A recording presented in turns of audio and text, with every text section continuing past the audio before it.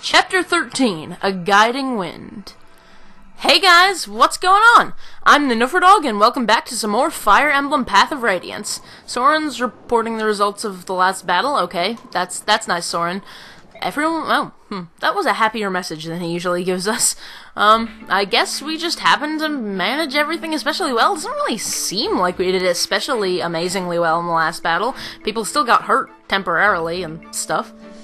But anyway, I'm back. I have not recorded in a while, and, apparently there are important things to say. Let's start with the least important thing. Here's Jill. Hey, what do you want? Is there any reason you're still on our ship? The crows are gone. The truce is over, isn't it? I have a duty. As a Dayan soldier, I cannot allow a Crimean princess and her band of mercenaries to run free where they will. If you want to start a fight, you're on the right path.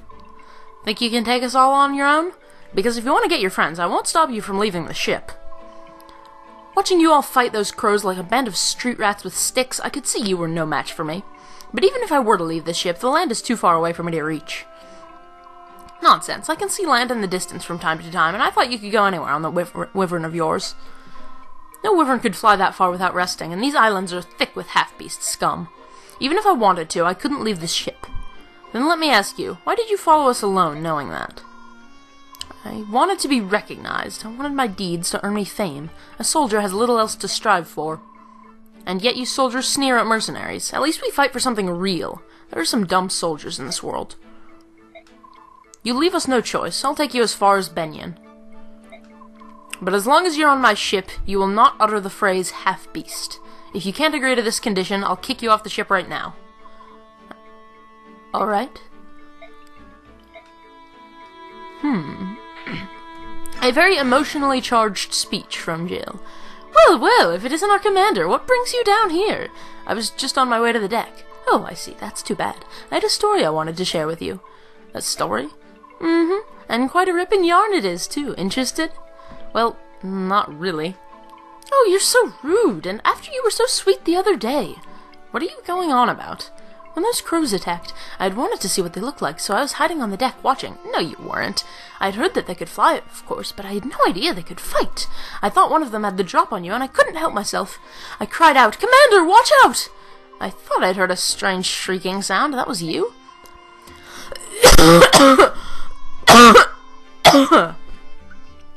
Well, apparently doing Amy's voice causes me to, die of fits of coughing. Jeez! Seriously, was I really that unready to record? Oh no, have I been too obvious? Maybe I should send one of the others down to pick up our gear from now on. You're embarrassed, aren't you? You're so cute when you're being coy. But once I set my sights on a man, I never let him get away. Remember that?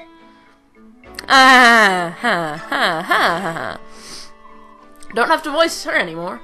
Commander, how are you? Staring at the sea, I see. I know you. You're George, right? You make weapons for us. No, George buys used ware. I'm his twin brother. Well, mostly his twin. He has blonde hair, you see. My name is Daniel. Just remember that I have brown hair and George has blonde, and you'll be fine. Brown hair, Daniel, and weapons. Blonde hair, George. Okay, I think I'll remember. Fantastic. Say, can I ask you a quick question? You're a battle expert, right? You've fought a lot?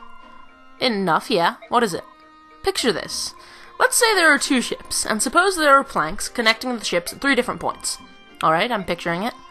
Now then, soldiers from one ship are about to attack the other one. Imagine that the defending side has fewer soldiers. If they want to mount a solid defense, what should they do? It seems clear enough to me. Position the soldiers with the best defense on the planks, soldiers like cavaliers and knights.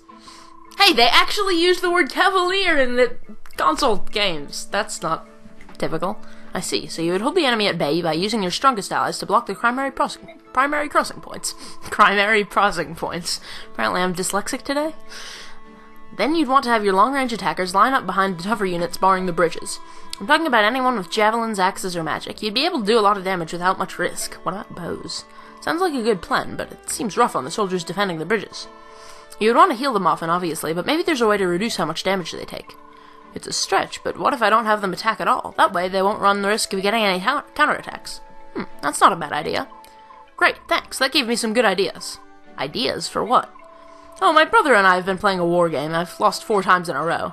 A war game? We'll let you join if you bring some parchment and a quill. Come see us anytime you're curious. See you later. Maybe I shouldn't have been so serious with him. It's really ironic. Ike is really condescending to this war game that they play. It's the first RPG. Seriously. But Ike is so condescending to them. And kind of ironic considering, I mean, he's a character in a game and whoa, it's so meta. You're so impatient, Oscar. I was just getting to it, alright? Impatient? You're calling me impatient? You're so impatient you can barely be bothered to put your armor on. Well, that's true. Pretty much all he does is wear 2 pauldrons. Listen, I think we should come up with an unstoppable killer attack. Something only we can do. An unstoppable attack? That sounds good. Doesn't it? I'm glad you approve, Pee-wee. Don't call me Pee-wee. It is a fine plan, but you haven't explained what this new attack is supposed to be. How do we do it? Hey, I came up with the idea. It's your job to figure out the details. Make it cool, though, Oscar. Boy, this plan sounds... Oh, dear. How do I put it? Let me do it. I'll think up a great one. No way. Forget that. It's too much for your little Pee-wee brain. I told you, don't call me that! They may not like to admit it, but they certainly are close. Huh. I found it strange that that was, labeled as a 3-star thing. Maybe we actually do get something out of that. Maybe they have, like, a, special attack they can do. So again, I'm gonna ignore Titania's support conversations, but we're gonna have the one between Mordecai and Ilyana. Ah, you look sickly. I know you. I am Mordecai. You are Ilyana. We have not met. You're right. I keep to myself mostly. Even though we're on the same side, I'm often forgotten. Ah, what is wrong? I'm sorry. I got a little dizzy there. Don't worry about it. It happens all the time. You are skinny, even for a bay orc. Can you fight? I can, somehow. But you're as thin as paper. Won't the enemy tear you to shreds? There's nothing I can do about my sides. When that happens, I'm ready. I don't like the sound of that. Stay close to my side. I will keep your skinny bay orc body safe. Really? Thank you, Mordecai. Okay, that happened. And it's cut time! I don't know what... Cut! Hey guys, we're back. Ike, there's someone here claiming to be an envoy from the theocracy of Benyon. She's been asking if the Princess of Crimea is aboard. What do you want to do? A Benyon envoy? How did she know about the ship? Perhaps she had word from King Gallia. On the other hand, this is Benyon we're speaking of. I imagine it has spies in every corner of the continent. Perhaps one of those spies is the source of her information. So we shouldn't be surprised that she knows about Princess Valencia, right? No, but it's extremely unusual for Benyon to send an envoy to meet a princess whom they do not even acknowledge. What do you mean? It is a complicated matter. You see, the envoy is essentially an extension of the Empress herself. Both Crimea and Dayan were once part of Benyon. Both nations have only recently splintered from the theocracy. I can't fathom why the Empress would extend the courtesy of an envoy to a nation she must consider somewhat beneath her. She must be planning something. Beneath her? That is somewhat harsh, don't you think? Harsh perhaps, but it's true. Clothing it in sweet words will not hide its bitterness, will it? Soren, even I would question the tactfulness of your words. I will try to be more diplomatic. Ike, Nasir, you've no need to scold Soren. His words are just that. They do me no harm. I'm glad to hear that, Princess, but he should mind his manners. Deciding how we ought to treat with this envoy is a more pressing issue. Princess, will you meet her and hear her message? I believe I must. We gain nothing by refusing to see her. Let us meet with the envoy. Princess Valencia of Crimea, I presume. Yes. It is an honor to meet you. My name is Tanith. I am Deputy Commanding Officer of Benyon's Holy Guard. I must ask, what would Benyon want of me that she would send her Holy Guard to greet me? The Apostle has learned of you, Princess Valencia, and she has come here to meet with you personally. The duty falls upon me to take you to her now. The Apostle? Am I to meet? Surely the Apostle has better things to do than... Will you accompany me? I suppose that We are the Princess's escorts, and we will be coming with her. I hope you understand. Of course. Then yes, I will go with you. Thank you. Bad news, ma'am. We've sighted Lagoos near the Apostle's position. Birdmen. Crows, most likely. We've seen their kind before. They fancy themselves pirates without a ship. But they're thieves, plain and simple. Commander Sigrun is with the Apostle, and it will take more than a few winged scavengers to get past her. Sigrun, I have no idea if I'm how how that's supposed to be pronounced. What? They've kidnapped the Apostle? No, from what the commander said, the Apostle grew impatient and had another one of her more willful moments. I asked at the docks, and sure enough, one of the longshoremen heard her order the ship to set sail without us. What? Where are her attendants? What was she doing without her guard? Why can she never just stay put? I've told her time and time again that the seaports here are rampant with pirates and crow thugs. Right, where is she now? The wind is poor today, so we think her ship should not be too far from us. I came here as quickly as I could. Understood. We'll move immediately. Excuse me, but is something wrong? Your Highness, I must apologize, but an urgent matter has arisen, and I must attend to it immediately. I will return for you later. Await my return. What was that all about? Judging from her expression, I'd say something has happened to the person she's meant to be protecting. Say, do you think that ship over there is involved? The envoy is flying in that direction. If so, then the Pegasus Knights of Fears have already been realized. They're under attack. It's the Ravens they spoke of, isn't it? Ike, why don't we go lend them a hand? Are you feeling alright, Soren? It's not like you'd offer to help anyone. It's a great opportunity to put the Empress in our debt. We'd be fools to pass that up, wouldn't we? I should have known you'd have an angle. What do you want to do, Titania? I don't approve of Soren's motivations, but I agree that we should help. Well then, that's what we'll do. Will you be alright on your own, Princess? You're doing the right thing. I would not dream of stopping you. I know those pirates are no match for your strength. Give them a sound thrashing. You're starting to sound like one of us, aren't you? Alright then, we'd better go.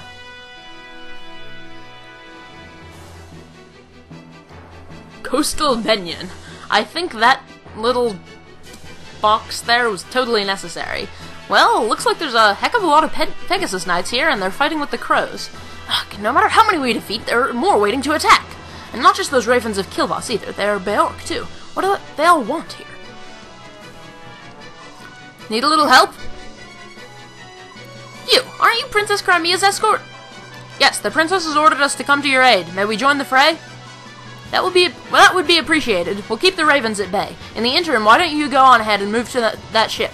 The big vessel is ours. I'm not sure who the small one belongs to. There are human soldiers aboard, but if they're in this part of the sea, they must be pirates. Cut them down. Right, we'll take care of them. I like how I always try to give these characters distinctive sounding voices, but with Tanith, it's basically just Ike's voice, which is basically just my normal voice, but louder. It's only a matter of time before we're overwhelmed. I will fight too. You're one of the passengers from House Damiel, aren't you? I can't permit someone of your stature to throw herself into harm's way. I was once a knight of Benyon, albeit for only a short while.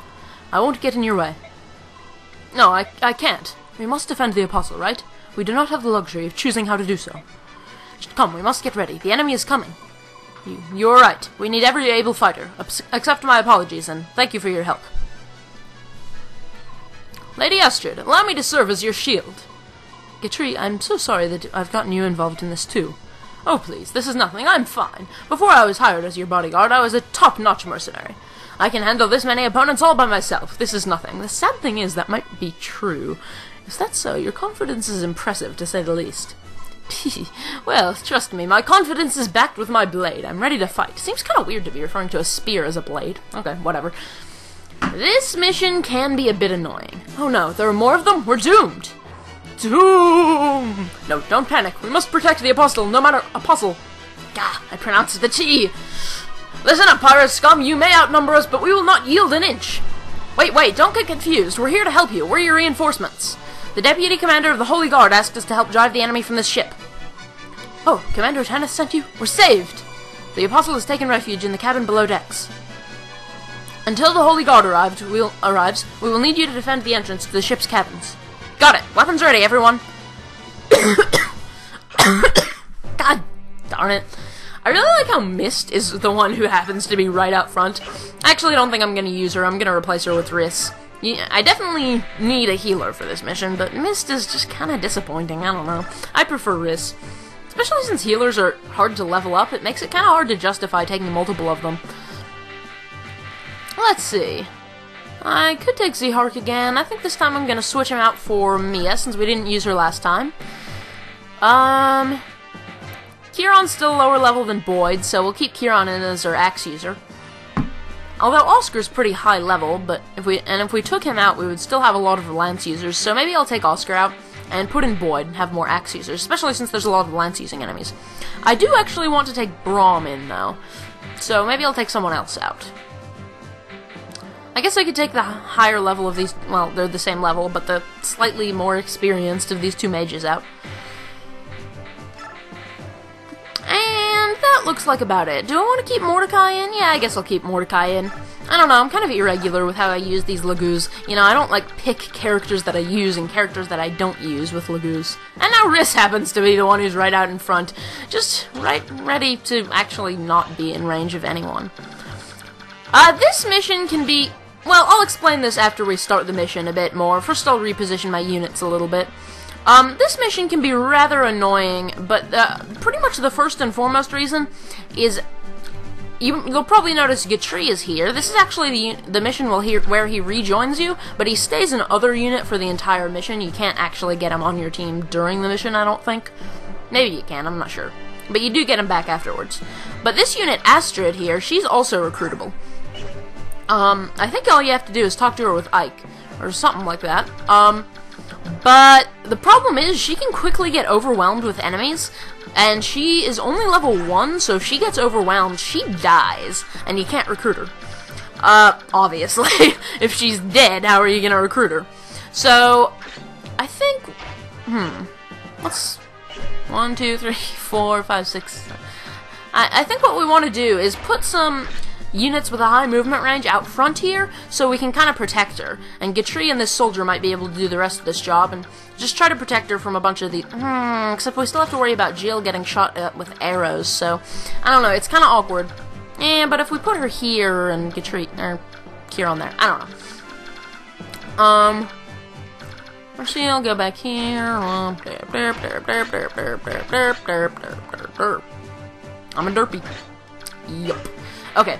I'm gonna stop being an idiot now. Oh yeah.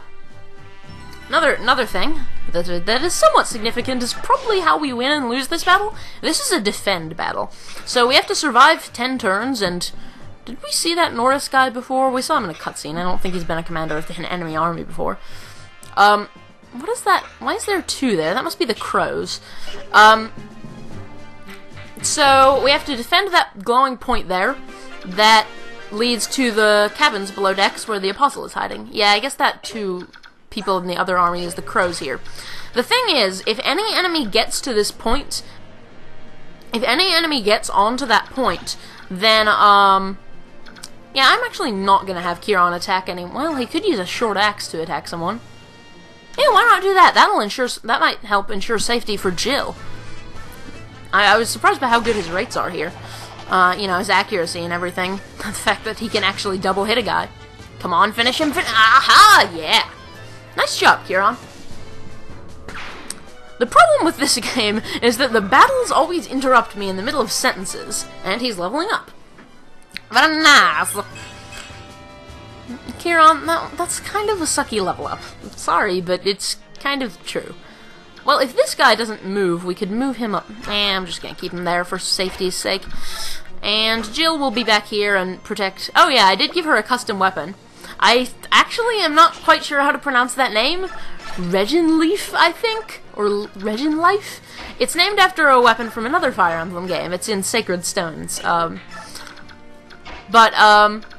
Right, so right now we pretty much just want to move all our guys in here. There's not really that much danger from enemy attacks because they're all kind of, well, they're blocked off by the combination of other units and the guys I already put up there, i.e. Kieran. I had various, like, stat boosting items and stuff which I used on various people. But yeah, the crows here are annoying because they can slip in behind your defenses and just step on this point. So you really have to have someone actually standing there. You can't just park someone in front of it and block landbound human enemies. You have to block it from crows by actually putting someone on it. There's also some treasure chests here, which I completely forgot were here and didn't give anyone keys. I'm stupid! Oh well, the thing is, the crows will actually attempt to steal from these chests later on, and if you kill the crows before they loot multiple chests, you can get the goods that they got from just one chest. You can only get one item from them, so if they stole multiple things, then you will only be able to get one of those things back, which kinda sucks. But if you kill them before they take multiple things, it'll still work out for you. Tell me, Walker, are my soldiers proving useful? King Kilvos. What, aren't you happy to see me? Look at this mess. I paid you good money to help me outmaneuver everyone else and catch the Crimean princess's ship first. Everything seemed to be going exactly as we'd planned, but now we're being attacked by a squad of Pegasus Knights. We're flying no flags. We've stripped our armor of any crests. They should have no clue who we are. Why are they attacking us? Didn't you know? That is a Benyon ship you're attacking. What? That's a Benyon ship? It was your feather-brained lackey who told us that Princess Crimea was aboard that vessel. Call it a miscommunication, one of those unfortunate misunderstandings that seems to happen now and again. You deceitful King Kilvos, I wouldn't be surprised if you'd planned this treachery from the start. I also wouldn't be surprised if I couldn't talk at all. Such unkind words, you wound me. I would never intentionally lie to you, and as proof, I bring good news. I have it on unshakable authority that the ship that just sailed up alongside Benyon's carries the Crimean princess. No, but unless we can break through the Benyon's ranks, then there's nothing we can do. Would you care for some assistance? And what would it cost me this time? You'd learn quickly, my friend. Let's see, you'll be receiving my own royal assistance, so triple rates. Ludicrous, so much gold, where would I suppose I could defer payment until later. Of course, that does bring up the question of interest. Leave my sight. I wouldn't seek your aid if the world were burning down around me. Very well, we've no more to discuss. Call me if you change your mind. I'll find a nice perch and enjoy the show. Where do you see perch? We're in the open ocean. That doesn't make sense unless you perch on one of these ships. Okay, whatever. He's clearly just flying out in the open there, but I'll buy it. Hi, Kitty. Hi. Do you want something, Wilbur? I made the mistake of recording this video while my cat was in the room, actually lying on the futon that I sit on when I record, and he doesn't know what he's doing. He's trying to curl up in my lap. He's cute. I guess I'll let him sit there. So the other phase, you can see, tends not to go very well for the green guys, who are, of course, the Benyon troops. It's kind of confusing, because both them and the Dayan are wearing red. Well, no, actually the Danes are wearing white. What am I saying? Except for, like, that one random... Oh, I kind of panicked for a second there, because I thought a Dan guy managed to, get in there, but no, that's one of the Benyon guys. Yeah, these Benyon soldiers do tend to die pretty quickly. It's really kind of depressing. But our troops are just so much better than everyone else. We just survive everything. Hi, Wilbur. Yeah, you're cute. You're cute. He's Mr. Kitty. He's being cute. Oh, he's purring now. He doesn't purr all that much, as cats go. Hey, kitty. You have something to say? Yeah, what do you think of this game? Do you think I'm being stupid? Yeah, I think I'm being stupid. I am often very stupid when I play this game. Yeah, I'm not really very good at Fire Emblem. No, I'm not. I couldn't resist. Couldn't resist. Okay, how about Nephany comes over and attacks this random guy? She's not in too much random damage. I used an arm scroll on her to increase her, weapon skill level, and I think it paid off, because now she can use her custom weapon, and look at that! Insta-kills that guy with a more accurate weapon than the Iron Lance, no less. Pretty nice. And I also gave, like, a secret book. I had 2 secret books. I think I gave one to Jill and one to Marcia. And I had a Seraph robe, which I gave to Ilyana, I think. Yeah, she has more HP than usual. She can't really do anything. She can't really reach any enemies at this point. Ike's first priority here is to talk to Astrid. So Astrid is the only bow knight that you get in the game. My name's Ike. I'm with the Grail Mercenaries. I came to defend this ship and the Apostle, if I can. Is that so? I'm Astrid of House Damiel. A blue blood, huh? Well, unless you're good with a sword, you'd better hide yourself in a cabin. I'll do no such thing. I once trained with knights and cavaliers. I may be of noble birth, but I know something of battle. I can fight. Well, if you can fight, then we can use you. Let's work together. You going to be alright with that? More so than I would be hiding below decks, certainly. I kinda like Astrid, because she's like bucking the trends of both nobles and women, although not really in this game. Also, she comes with an awesome item. You can see her defense and resistance are both boosted by 2 because of this Knight Ward, which is for use by soldiers, knights, and paladins and only. So we could give it to one of our cavaliers, or we could give it to Braum, or we could give it to Nephany. The real awesome thing about her is this skill. Double EXP. Think about that for a moment. In a Fire Emblem game, double EXP from every battle. The downside, of course, being that she starts super low level, so it takes a bit of effort to train her up.